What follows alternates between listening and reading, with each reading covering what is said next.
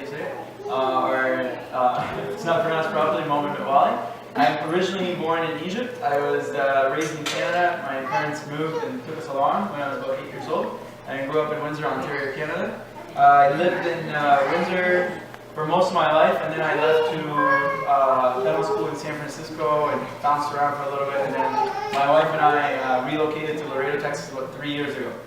My wife is originally Indian, but also is Muslim. So her and I come from very different backgrounds. Her family is Indian, my family is Egyptian. They speak Urdu, my family speaks Arabic, and the two of us just communicate in English, unless I don't want her to understand. I'm going to start by just some basics, because the other day at TAMIU somebody asked, well, what is Muslims, or why are you guys dressed this way?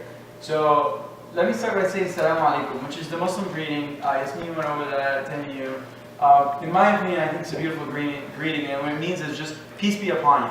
And actually, in many Arab countries that are non-Muslims, it's just a regular greeting. It's not. It became the Muslim greeting, but in many Arab-speaking countries, if you're Muslim or not Muslim, it is just a regular greeting, and it just means peace be upon you. So if you're approaching a stranger, somebody you don't know, and you say, peace be upon you, in other words, I come in peace, I mean no harm, we're here to be friends type of thing. So it's just a very peaceful way to approach someone you don't know, which is the way to say hi, how are you, in Islamic way. So I'll start with very basics of what is Islam, and then we'll move into about Islam in America. So Islam is a religion, very similar, it's classified as an Abrahamic religion, which is very similar to Judaism and Christianity, in the sense that we do believe in pretty much all the prophets that are mentioned in the Bible, or mentioned in the Torah, or in the Old Testament. So to us, Moses is a prophet, to us, Jesus is a prophet. And then our book is called the Quran, so we believe that the Old Testament, what Moses had, or the Torah, and then Jesus came down. We refer to Jesus as Isa, and Isa came down and he had the Bible, so we believe in the Bible as well. And then we believe that after Jesus came the last prophet, which his name was Muhammad, may peace be upon him. And Muhammad came down with another book that was called the Quran. So the Quran, to us, the Quran, the Bible, and the Torah are all pretty much identical. For the most part, the message is the same in all three of them. But the message, the beliefs of the Muslims, the message over time got distorted slightly. And actually before the Torah, Abraham had his book. So the message would get distorted slightly, and the message was always the same. Believe in a God that created this world. Believe in a day of judgment where you're going to be asked about your actions and what you did in this life, and be good and kind to people, and worship this God that created you, right? So the message all along has stayed the same. So what Muslims believe today is exactly what Moses preached, and is exactly what Jesus believed. And actually in our Quran, our holy book, right, equivalent to, I'm going to start referring to it as the Quran instead of the Bible now. In our Quran, the biggest portion of the Quran, or the prophet that's mentioned the most more than anyone, is Moses. So Moses and the Jews, or Bani Israel, the people, the Israelites, are mentioned more than anyone else in the Quran. Mary and Jesus both have, Mary has her own chapter in the Quran. There's a whole chapter about Mary.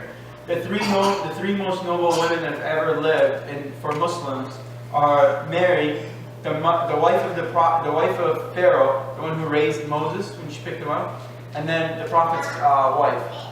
So Mary in Islam represents a very large and a very important role, and she represents purity, and she represents, she's considered she should be, a representation of what all women should be. She should be, she's regarded in a very high status in Islam, which is the mother of Jesus. There are a few differences in Islam and Christianity on the status of Mary and Jesus. To us, we consider Jesus as a prophet. So Moses was a prophet, Abraham was a prophet, Joseph was a prophet, Jesus was a prophet, Muhammad was a prophet, and we consider that all of them were prophets, as in they were people that were sent by God to carry this message to people, to tell people, hey, worship your Lord. The earth wasn't created by accident. The earth was created by a God. You know, there will be a day of judgment where everybody is asked, you know, about what they did in this life, and everybody's going to have to answer questions. You know, those that do good are going to go to eternal heaven, and those that do bad will go to eternal hell. So that message is kind of the same all along the times, and it's the same message that Muhammad brought along with Muslims. So again, one of the biggest differences really, and I won't really, you know, focus on the differences between Muslims and Christians. I'm assuming most here are Christian. Yes? Atheists? No? Jews? No, just kind of have an idea of what it is. It doesn't really matter. And I think you Catholics probably a lot, right? So I know some people consider Catholics different from Christian, and I think that's pretty common here in Laredo. So excuse me if I kind of group them together. So that's really kind of the big difference in one of the bigger differences. So when the Prophet Muhammad came along, he came and Islam started in what's known today as Mecca, which is in current today Saudi Arabia, which is in the Middle East. We can try to keep today as an open forum. If anybody has any questions and I'm speaking, please don't hesitate to just speak along. Or just put your hand up and ask me a question. It's really not very formal. So Islam came to current place today is Mecca, which is in Saudi Arabia, which is in the Middle East. And that's where it came. And it started with the revelation coming down to this prophet, and he was about 40 years of age. And the first person he went to, and Yasmin mentioned this, the first person he went to was his wife. The first person to calm him down when he was scared was his wife. The first person that converted and accepted his message was his wife. The first person that helped him in delivering his message was his wife. The first person that assured him that, you know, you are a true prophet. The first person that took him to someone to, you know, because he was really scared and he felt sick, was his wife. So his largest and strongest supporter all along in his early days was his wife. And it emphasizes the role of the wife in the Islamic religion. And then the wife is not only someone that, you know, will bring up your children and make your home for you, but the wife in a lot of ways is the main support to the husband. And she is the person that, you know, is there for him to take care of him in times of need. So for a long time, his wife was his main supporter. After that, Islam spread throughout the Arab Peninsula and pretty much across the world within the next 3 generations after the Prophet. So within the next 3 generations after the Prophet, Islam spread as far west as southern France and as far east as China, and some argue even Japan. So most of Islam has spread across the world initially was by trade. So initially the first 3 generations, the people that came after the Prophet, which were the companions, we consider them the companions, they set up little troops that went out and delivered the message. Hey, there's a prophet, there's a religion, and this is what it preaches. And then after that, it was just carried by the people that were tradesmen. The Arab Peninsula in that area was a big trade area. So there was a lot of caravans that traveled east, and it merged the east and the west together. So there was a lot of caravans that traveled east and brought spices and silk and stuff like that from India and China. And a lot of other caravans that carried the same stuff over westwards towards, you know, Morocco and across from northern side to Turkey. And it's incredibly interesting to see how and where Islam went after that, because you'll notice across the African coast, the first countries that, you know, where Islam was spread to were all the coastal countries, and it still stays true to today. Most of the Islamic influence in Africa is along the coast, so it's the east and west coast. So you'll come across the east coast where you have Somalia and Ethiopia and a lot of these countries, and then along the west coast is Senegal, Nigeria, and where's Funsia from? Liberia. So you'll see in Ivory Coast, you'll see a lot of that on the west coast. And very similar how Islam spread into Asia and Southeast Asia, which happens to make up the majority of Muslims in today's world. Hi guys. Feel free to sit on the floor. If you want a chair, we can bring a couple of chairs. We're just going over a quick, brief overview of Islam. You want to sit on the floor? I can give you a chair. You guys feel free to sit on the floor if you want to sit on the floor. If you want a chair, we can grab a chair.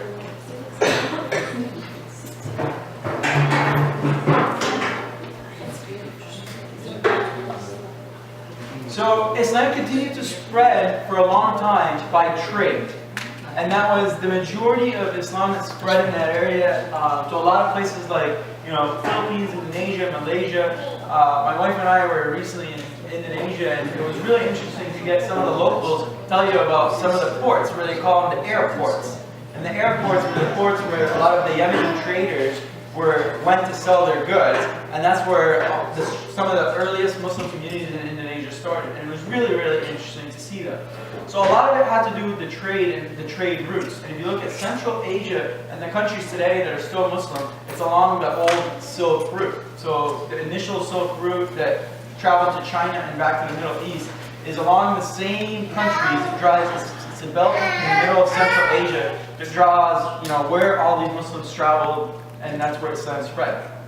So it's really interesting. And then along the west coast, they traveled in a different manner, because southern Spain was part of the Muslim Empire at that time, and it stayed under Muslim rule for about 400 years. And actually Sicily and Italy was under Muslim rule for about 300 years as well. And that part traveled as far north as southern France. And I think David's lecture talked about that, and then Islamic influence in Spain. So that was slightly different because that was actually under Muslim rule. Where a lot of the other countries that were Muslim were not under Muslim rule, and they were just independent nations. And some of them continue to have Muslim populations still today, like China. China till today hosts about 40 million Muslims. A lot of people don't know that. And till today, a lot of people are understanding that the majority of Muslims are Arab. So the Arab-speaking Muslims today make up about 15% of the worldwide population, which is actually a minority, and a fairly small minority. By far the majority of Muslims today are from Southeast Asia, places like Pakistan, Bangladesh, India. They make up the majority of Muslims still today, which is about 1.6, 1.7 billion people, which is a really, really, really large number. Muslim. So I know a lot of times people will use those two terms interchangeably. They'll say Muslim or Arab, but it couldn't be more wrong. A lot of the Arab countries still today, or Arab-speaking countries, still have a lot of Christians in them. So Egypt, where I come from, still till today about 10% Christian. And the Christian group that's in Egypt is one of the oldest Christian groups. The Coptic Christians, or Orthodox Christians, are some of the oldest Christians on earth. And not saying that follows through in Lebanon or Syria or modern day Palestine. A lot of these countries still hold some of the oldest Christian groups. Countries like Yemen, which are predominantly Muslim, still have Jewish tribes, very influential Jewish tribes that still live in Yemen till today. Countries like Turkey that are predominantly Muslim still have Jewish population that they're very proud of. And I think the other day at TAMIU we had someone from Morocco who was talking about the same. When you go to Morocco, when you go to Tangier, it's very cool to see how they have the mosques, the churches, and the synagogues all around in the same neighborhood. Which is very, very common as well in places like Syria or Egypt, to see a church and a mosque across the street from each other. So that's kind of a brief, quick background on what Islam is. Anybody have any questions at all that I can answer right now on what Islam is? No? Okay. So as Muslims started traveling across the world, it pretty much spread everywhere. So some of the earliest people who came in touch with Russians were a group of Muslim explorers. Russians originated from Scandinavia and migrated across the rivers into Northeast Asia. And some of the earliest groups that first came into contact with Russians were Muslims. So there were Muslim explorations that were going around the world. And for a long, long time, and I know I think there's a lot of Latinos here, right? So according to Western history that we study, is that Columbus discovered Americas, and somehow he discovered a land where there were millions of people. However that makes sense.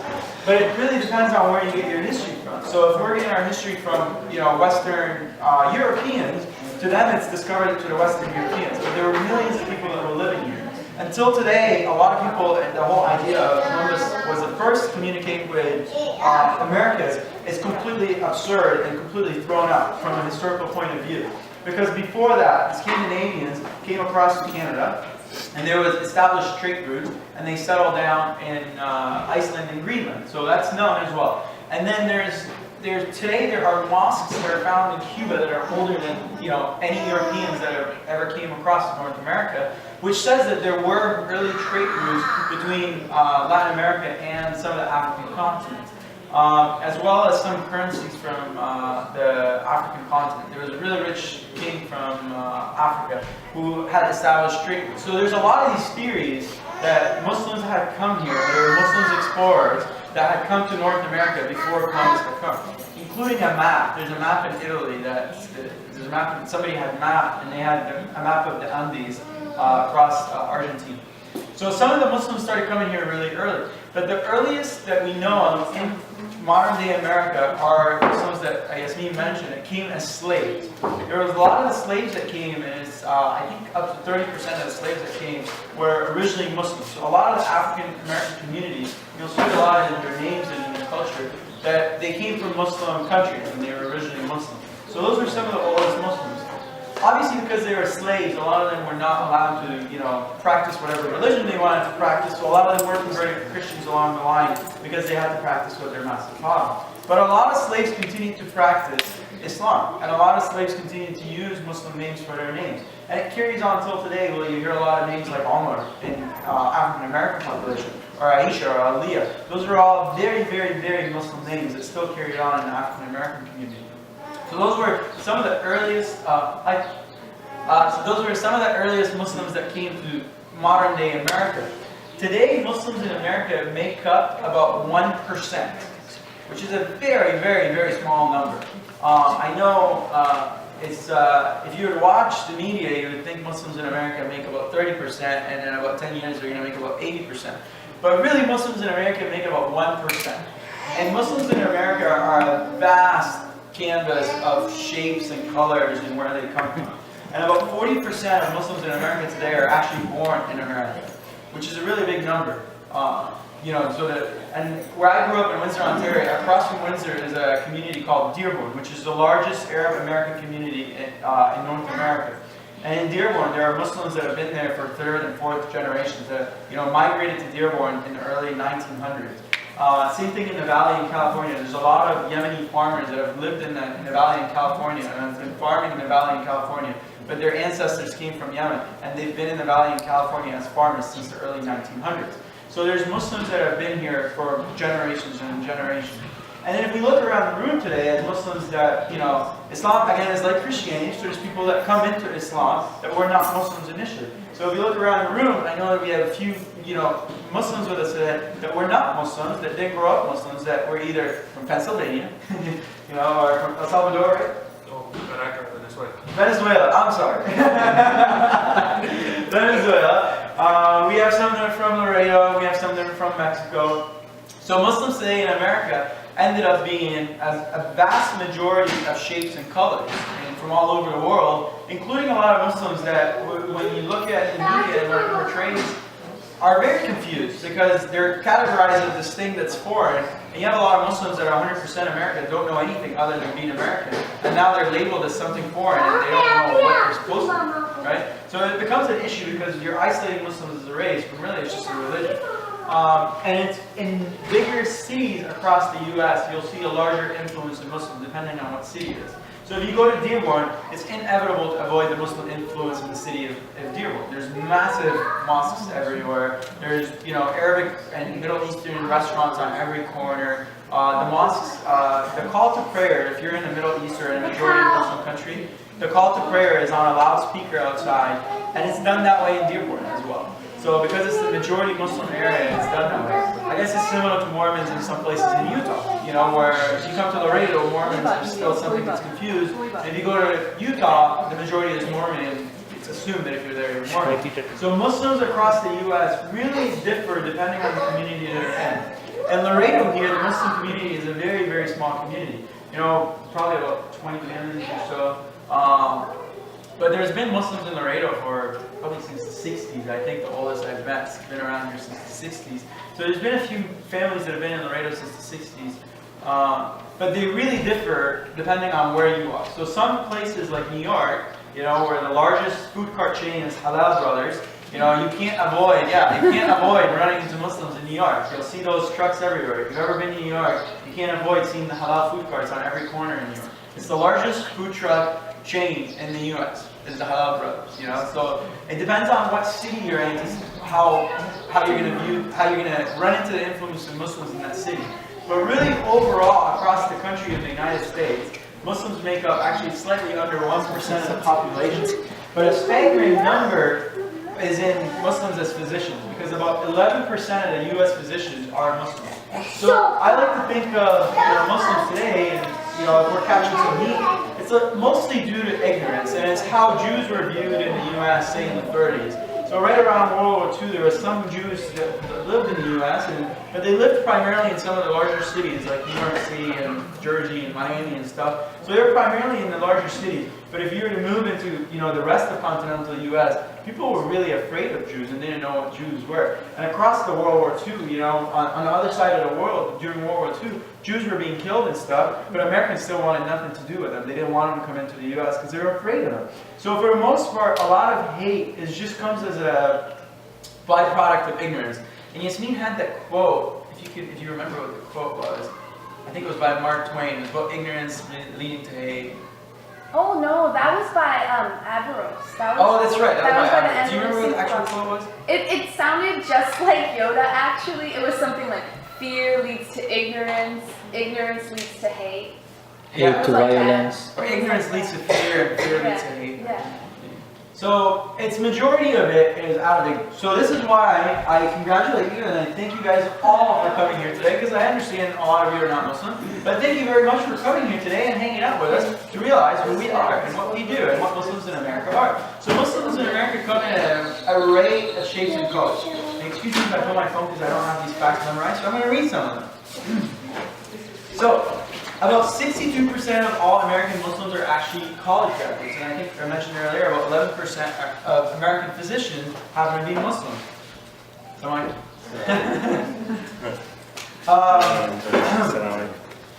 Islam is the fastest growing religion in America, and which happens to be a scary thought to a lot of people, again due to ignorance. But Islam happens to be the fastest growing religion in America due to two main things. One, Muslims tend to have more kids than others, and two, due to conversion rate. So those are two of the bigger aspects of Muslims in America. It's expected that Muslims will reach about 2% by 2050, which is still a significantly small number. Considering how much media attention we get. It's kind of cool, actually. Muslims in the UK are the country's top charitable donors, which is similar in the US. A lot of the Muslim charities in the US actually focus on American charities. So a lot of the Muslim, during Hurricane Katrina, a lot of big catastrophes, usually during the Flint water crisis, a lot of the first agencies to go out there are a lot of the charitable Muslim May I agencies. add that in Flint just recently, a few weeks ago, Islamic Relief gave something like 30,000 bucks. I know, they were one of the first to actually respond to Yeah. Islamic relief. In Islam, we have something called zakat. Zakat is money that's mandatory. Like everybody it's mandatory for us to give money. It's mandatory. You don't have a choice. So a certain percentage of your income every year has to go towards charity. Now that charity, a lot of it, some depending on what kind of charity we're talking about, a lot of it has to be spent locally. And actually, you'll find across a lot of the major cities, there's food can drives and there's soup kitchens that are usually hosted by mosques. And then we have a month long, it's one of our holiest months, it's called Ramadan, where Muslims will fast during the day and they break their fast at night. And usually during the months in any of the major communities across the country, the mosques, like the food part where people eat, is an open thing for everyone. So when I lived in San Francisco, the mosque was right downtown San Francisco. And if you've ever been to San Francisco, you know that downtown San Francisco is like homeless central of the United States, right? It's just, lots of drugs and homeless people. And it is like a homeless shelter because all the homeless people know that at that time people eat there and there's free food, so everyone is in there. So across the U.S., I wish I could say it's the same in Laredo, but it's not. We meet on Saturdays. We don't do it every night, we do it on Saturdays. And if you guys are here during Ramadan, it's going to be in July, June, second week of June, second week of July. Around. It's probably going to start around first week of June, probably the first week of July, I think. Yeah, second week of June till the same second. Yeah, it's about a month long. So we're here every Saturday in Ramadan. It's just like a potluck dinner, so you're more than welcome to come and hang out with us. And you can bring a dish or just come along and eat some yummy food. So that's another big thing is Ramadan in Islam. And you'll notice that Muslims are very charitable in Ramadan. I'm going to try to read some of the facts here. We said about 62% of the world's population is in Southeast Asia, and only about 15% are the Arabs. So I won't mention the presidents. We talked about that already.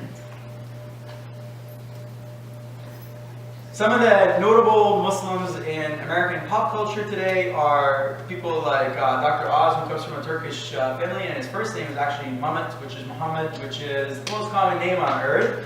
Other ones are kind of Mos Def, Akon, T-Pain. A lot of these are Muslims actually, and a lot of athletes are Muslims, which happens to be from the African American community that carry it along. There's a lot of African Americans that are Muslims, and in bigger cities, there's usually African American mosques. So I know San Francisco had a couple of them. They're usually very warm communities.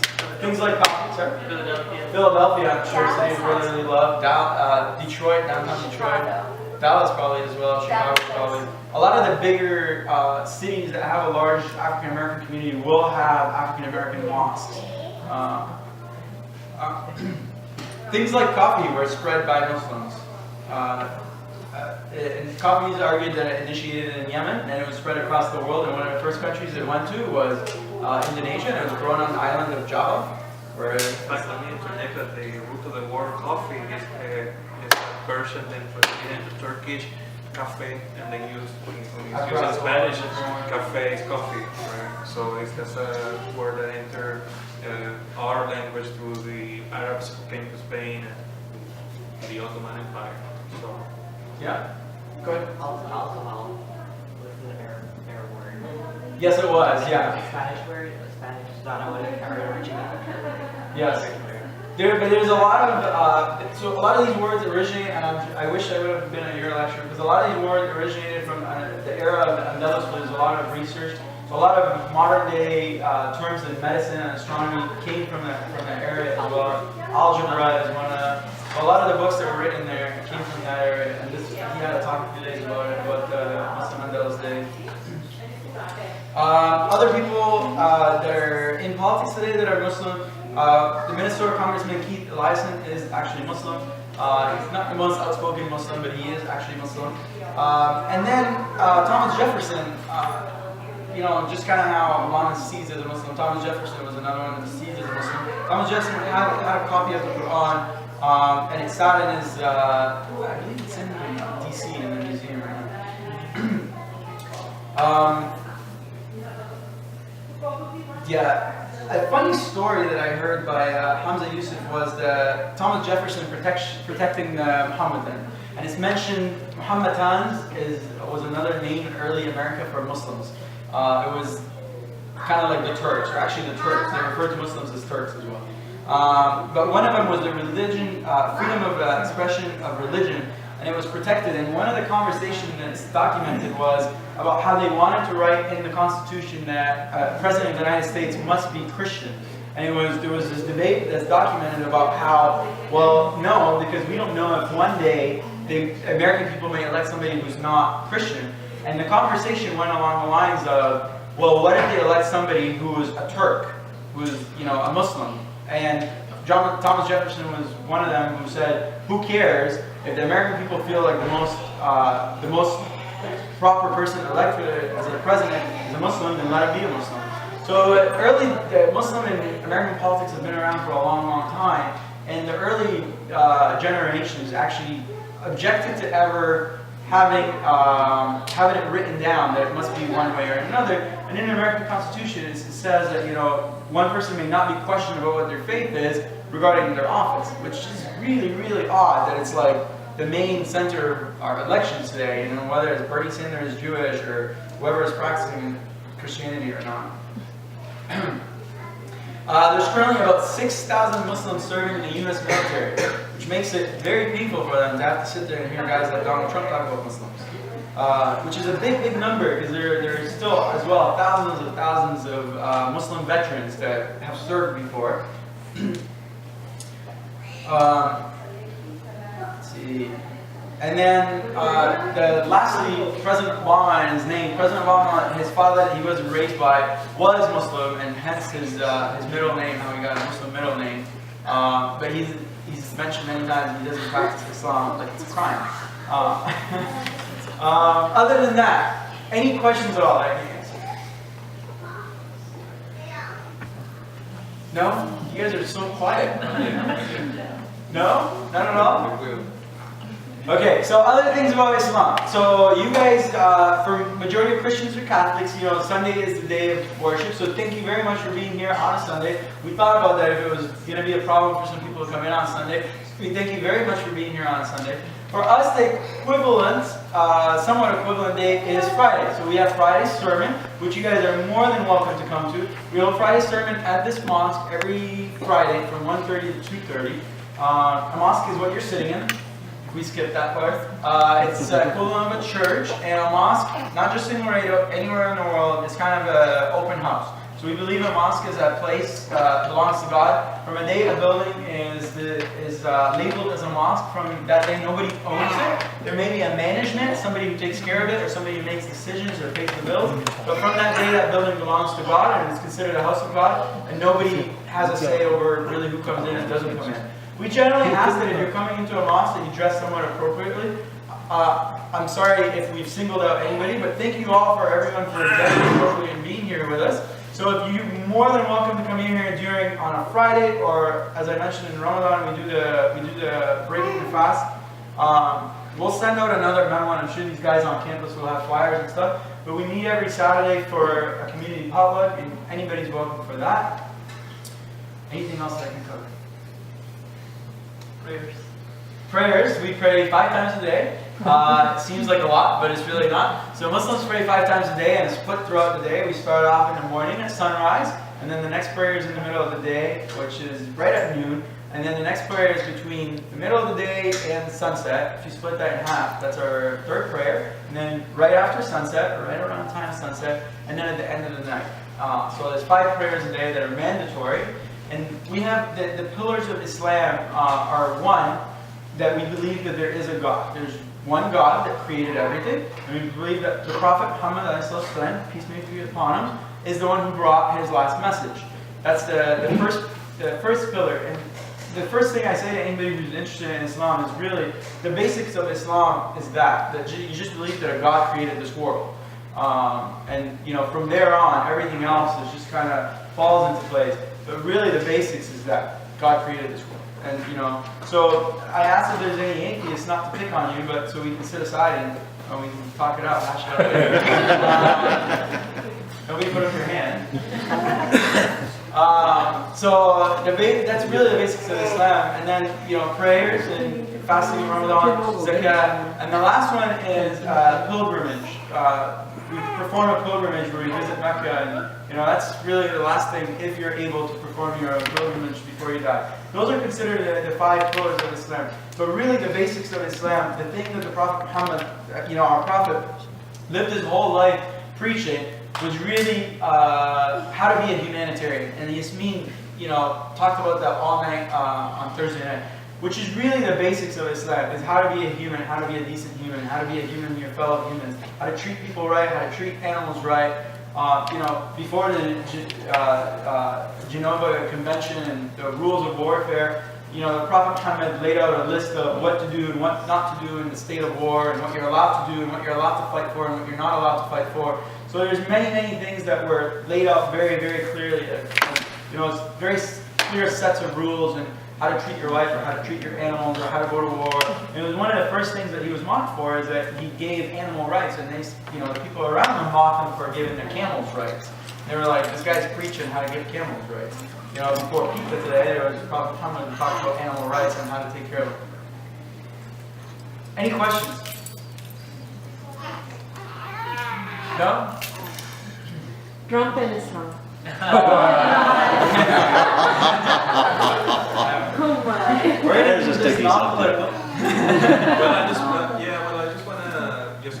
it's important that she brought it up, because I heard that there's a statistic that was, and that is very good that you can clarify to everybody here, is that we heard some statistics coming from the Trump campaign, actually, that 27% of Muslims, that is more than a fourth, right? 1 out of 4 Muslims is a potential terrorist. Oh, wow. So that's one Let's do out that of, count. yeah, that's 1 out of 4.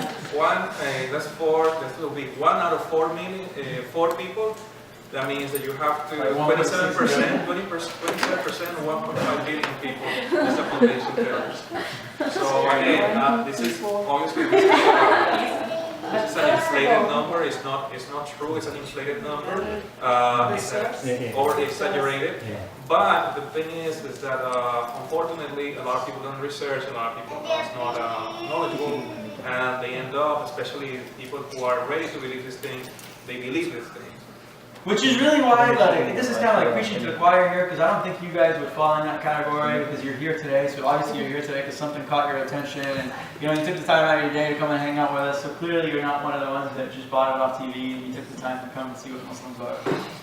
And also it's very important to know from what sources you are taking these statistics. Usually Facebook. So there are lots of things in the media. That's not right. It's not just about Muslims. It's about everything going on around us. So, you see what I'm saying? It's wrong sources. Correct. I think a lot of it falls back down to that quote, ignorance is really the biggest thing. And I really like history. I'm not a history major like this guy, but you look through American history. You make a good professor. When you look through the history of America, you see, read the history of Mormons in early America and how their religions came about. They were literally chased out of state after state. That's the history of Mormons until they settled in Utah. So it wasn't the prettiest history. And if you look at the early history of Jews in Europe or even in the U.S. and how they were treated initially, and the jobs that, Jews in New York for a long time, there was many jobs that they were straight up not allowed to have. Even one not going too far, but even Catholics in the United States. I know, even Catholics in the United States with the Kennedy election. Even before, when the Irish began to come here before the Civil War, there were many Irish who were Catholic, and they were looked down by the Protestants here as not loyal to America, but they were loyal to the Pope. Yeah. They were papists, they were called papists, because they were not true Americans, so they were seen with suspicion. So that. So it's just, if you just read history, I think it's just, it's just another page in history, the history repeating itself. But I think for us as Muslims in America, our goal is to reach out, like the Laredo community does, or like these guys on campus do, and have little events like this. That's, hey, this is what Muslims are. This is what we do. This is what we believe. Nobody's here to harm anyone. And actually, really, if you stuck to the basics of Islam, it's a very humanitarian-driven religion. It revolves heavily around taking care of the poor. And it's funny, I know Yasmin is a big Bernie supporter, but if you consider Islamic society, it's a very socialist society. It's very based around that, and you'll find that it's not really applied very much in a lot of Muslim countries today, sadly, but unfortunately. But really, it's a very much socialist society. Taking care of the poor. There's a lot of social consciousness involved in the religion of Islam. So again, we thank you guys very much for taking the time and hanging out with us. If there's any questions, there's a big mix of groups in here. We have Dr. TAMIU, who's a professor at TAMIU. So if you have some math questions, so you brought your math but seriously though, if you have any questions, feel free to mingle. And I guess, should I wrap it up? What would be a good source to look up? For me, the best source that I always recommend, and I do highly recommend you guys go home and do your homework on a lot of these questions. And if you didn't want to ask today because you're not a very outspoken person, is whyislam.org. I think is an amazing, amazing source. Whyislam? Is the name .org. Whyislam.org. .org. Okay. And it's in every language, it's Italian, French, Spanish, Cantonese, whatever language you're most comfortable reading it in. But I think it's an excellent, excellent source, and it answers a lot of, the frequently answered questions. What do Muslims believe about women and jihad, and whatever any of the hot topics in today's media are. And it's truly amazing how much of, I think it's kind of cool how much of the current media attention we take, considering we're about 1% of the population. There's a very good point. You have to mention that every Muslim, in order for you to be a truly Muslim, Yes. you have to be strongly believe on the other faith. Oh, you do, yeah. You can't be Divided with the Bible, the Yes, Torah. absolutely. yes, we might have some differences in the way we look at it. Yes. For instance, the Muslim, they believe that Jesus Christ is the prophet of Allah. But we must believe in Jesus. Like, and it says We very must clearly in the believe Quran. on the people of the book, Yes. which are the Christian and the Jewish. And he came by America. Of course, yeah, Tell me a little Jesus bit about came to earth by miracle. the concept of people of the book that Dr. brought it up, and who are the people of the book that the Quran refers In to? the Quran, it goes on and on about the people of the book. And the people of the book are the Jews or Christians, or people that believed in these messages that came before the Prophet. Because we believe, again, just like we mentioned earlier, that they had a very, very similar, book and a very similar message to what Islam was. And for the most part, the theology of it is actually identical. The only differences are some of the smaller practices, where how many times you pray, and is your sacred day going to be on Sunday or Friday. So a lot of the smaller differences are overlooked in this sense, but the theology is essentially the same. One God, is the day of judgment, believe in these prophets, do good things, be good to people, take care of this earth, take care of your body. A lot of this whole message was the same along the way. And in the Quran, it refers to them as the people of the book. And again, without isolating anyone who may be atheists or outside the people of the book, but the people of the book are the Jews, the Christians. And I've heard people include people like Hindus, to be honest, that some of the Hindu beliefs are overcome from other religions. I know this may sound totally off, but I've heard people include Hindus in the people of the book. So people of the book are Christians and Jews, and is what they're referring to. So if you ever come across a Quran that mentions people of the book, it's strictly talking about Jews and Christians. But also on Quran there is an ayah that recites بسم الله الرحمن الرحيم ومنهم من قصصنا عليك ومنهم من لم نقصص. Of course. Which means we told you about some of them, but still there are others that we don't tell you about. Of course. It's not recited in the Quran, but of course Allah sends messages to different people in different areas. The goal of all of this is to worship Allah and the Creator, to believe. The whole idea of Muslims that will read books of Israelites for some of these, maybe judgments won't be taken out of them, but books of Israelites are used for some of these stories and stuff. Because we know that they're not in our books. It's just not in the Quran, but we know that there are other prophets that Well, it's like we celebrate the Jewish holiday of Shura, and it's because the Prophet Muhammad felt that we were so close to the Jews, and when he found out that this holiday was about the Prophet Moses, he said, we believe in Moses too, so of course we should do it. And now today, I think maybe only Orthodox Jews actually celebrate Ashura, but like most of the Jews you see here in America don't celebrate it, but Muslims we do, and you fast on that day and you think about, the sacrifices that Moses did to free his people and how he communicated with God. So Muhammad did that a lot historically, actually. He tried to connect with the Jews and he tried to connect with the Christians and say, we have something in common with you. And in Arabic it's called al-Kitab. It means people of an earlier revelation. So actually we hold Christians and Jews in a really deep reverence because Christians and Jews, they got the revelation before us. We finally got our revelation, but we include yours.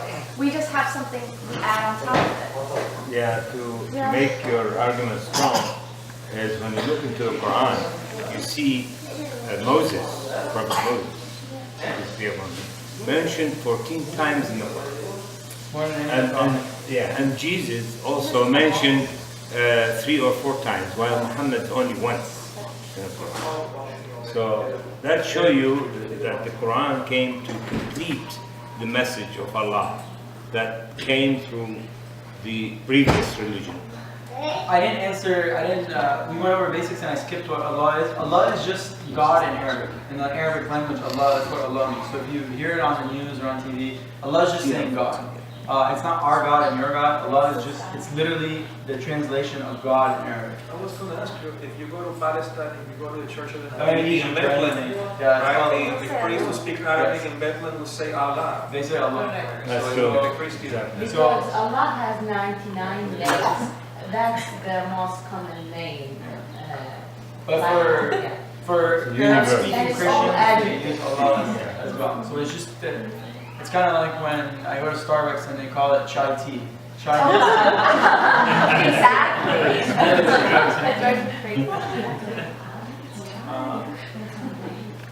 Any other questions? Well, Yes.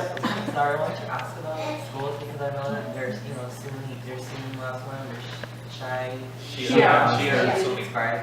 There's a few. That's a good question. There's a very good question. You go a couple actually. There's a few divisions in Islam, and I won't go into the details of it. There's literally books and books, and definitely wars and wars that have gone on about it. So I definitely won't go into the details of them. But there are a few divisions within Islam, and the closest explanation I can give you is like saying Catholics and Protestants, or Catholics and Christians, if you want to call them. So that is probably the closest way to describe the two schools. The two biggest schools are Sunnis and Shias. And Shias, I think, make up about 10% of Muslims. Yeah, less. Less More or less, than yes. 10%. So by far, the majority of Muslims across the world are going to be Sunni. And if you come from places that don't have the two, so before I moved to Canada, I never knew what a Shia was, because in Egypt we don't really have Shia. So, but if you come from places like Syria and Iraq, where it makes a big part of the population, or Iran or something, you definitely know what a Shia is and what a Sunni is. But in many places across the world, they don't know the difference, because a Muslim is a Muslim. And in the times of the Prophet, a Muslim was a Muslim. The division encountered a few generations later. And the division more or less was a very political division, and in theology, it's a very minor division. Go ahead, if there's a follow-up question. I asked that because I remember looking at like the population for Muslim countries, like for instance in Northern Africa and most of the Middle East and some parts of South Asia, for instance Indonesia, Malaysia, even part of the Philippines, about 10% of the population, they had those schools, and I wanted to know like, yeah, it's very, very small. Even now, because I even hear scholars like for how different types of different interpretations of even like, I don't know how you say it, but how modesty, dressing. Yeah, it's a very, so the countries that you mentioned specifically, or the areas that you mentioned, have a very small population. Yeah, but the places you mentioned that have Shia, they're very, very small populations. The largest populations of Shia are definitely Iran, Iraq, Syria, Lebanon. Those are, sorry? But I mean, in Egypt there are pockets of Shia, but they're very, very small. Same thing in Yemen, there are pockets that are very small. Saudi Arabia are very small. So they make a smaller part of the Muslim population. But definitely the majority of the Shia population are going to be in places like Iran, Iraq, Lebanon, Syria. It is a division. The division comes from whom the two groups believe the successor of Muhammad should be. That's basically what it came down to. So one party, right, believed that the Prophet didn't have a son like a male heir. Well, he had, but they died very young. So it was a consensus that the person who should have been the first successor would have been his son-in-law and cousin. I believe it was his cousin too, like Ali. Right. So then there was another consensus that no, Ali should not be right away the leader, but the leadership should be given to Abu Bakr, who was one of the early companions of Prophet Muhammad. So out of that decision of who to name first whom, right, that created the first schism, right? And some believe that even after Ali ended up being the fourth leader of Islam, after the fourth caliph. There were 4 caliphs in total after Muhammad. Abu Bakr, there was also Oman, there was Uthman, and there was Ali. So Ali, after Ali, there were those who believed that his king, his son, like the family that was derived from Muhammad, should continue the lineage. Right, so that's where the main division comes with the Shia. The differences. It's a very, long story short, it's very complicated, and it's a very politically and stupid division. Led by a group of people. They fabricate facts. But it plays a minor role in today's Islam, to be honest. That Ali should be the first Khalifa, which is Ali was like only 10 years old. Without complicating things. Yeah. It's a good question, because there's some But it's an countries. important question. In Iran, for instance, the country in Iran, they might not 90% in Iran, the country Iran, we hear in the news all the time. In Iran, 95 or 90% of Muslims in Iran are Shia. And they used to be Sunnah back And then. in Iraq also. Iraq, we have like 39% of the society. So it's But the remaining are Christian and Sunni and other. Any other questions? I have one. Yeah, go for it. I know you guys pray on that, but I don't know. Like, On this? No, you don't have to at all. This is more or less for looks. This has to be a clean place. It's just a Are you asking the That's direction? for the leader of the prayer. Okay. You just gotta pray on just a clean area. So you'll notice that we asked all of you to take your shoes off before coming in here because we pray on this. So we just don't want to drag, dog poop in here. So it's just anywhere that's clean you can pray. Actually, if you can't find anywhere that's clean, you're fine. No, she wants to know like the direction. The direction? Are you talking about the direction or the rug? like Both. everything. Both? Okay. So the rug? I've seen it in the movies. Yeah, so the rug is literally just for, it exists, if you're in a place and you can't find somewhere clean, so you can put a clean rug down. No, it can be anything, a piece of cardboard. Like if I'm commuting from here to Houston and right in between there is a time to pray and I cannot find any mosque, I just take the rug out and put it in the parking. But it's and not I any pray. special rug. Like, it's not a special rug. But it has to be clean. It does not have to be special, but it has to be clean. Like at work, Simple. sometimes I'll throw a towel or a napkin, whatever. And when we pray, we put our head on the ground, so you're gonna put your head on something clean. But it's What not about the obligatory. direction? The Direction is we important. face Mecca, which is the Center. center where the religion started. Remember we said it started in Mecca and Saudi Arabia, modern day Saudi Arabia. So we face Mecca, so anywhere across in the world. So if you're east of Mecca, you're going to look west, and if you're west of Mecca, you look east. Does that make sense? If you're north, you look south. The city of Mecca is in the east, right? So this building is facing east. It's facing toward the Mecca building, the Kaaba, so the main. That's building in Baytullah. Mecca, yes. Yeah. That's the But like where I'm from in Canada, we face southeast, right? So we're a little north. have a campus in Laredo. Yeah, we have a company. There you go. Yeah. One Give me more that point direction. I should make I will give you a that specific one. point to this one is about the cleanliness, and I think that's one of the. So cleanliness is huge in Islam. You must be clean at all times. And it was actually part of during the Spanish Inquisition, which this guy's an expert on. One of the ways that they knew if you were a Muslim or not was by your water consumption. Because for Muslims, we have to wash before every time you make prayer. So if you're going to wash before every time you make prayer, and we said we pray 5 times a day, you're going to end up washing 5 times a day, right? And then if you know anything about medieval Europe, is that for the most part they're very dirty, right? That they go 6, 7, 8 months without showering or washing, right? Like a famous quote of Napoleon before leaving his wife was, "Wait for me, don't bathe till I come back." He was going off. And that's serious. That's serious. So it was a famous, he's going off to war. He's coming back a couple years later. He said, "Wait for me, don't bathe."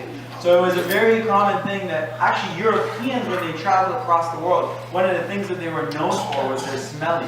They were very smelly. And the French were the first to overcoming by coming up with perfumes. But the Europeans had a reputation for being very smelly, even documented by natives in North America, because Europeans didn't shower and bathe very often. So for Muslims, it's very important. Like keeping clean is very important. So most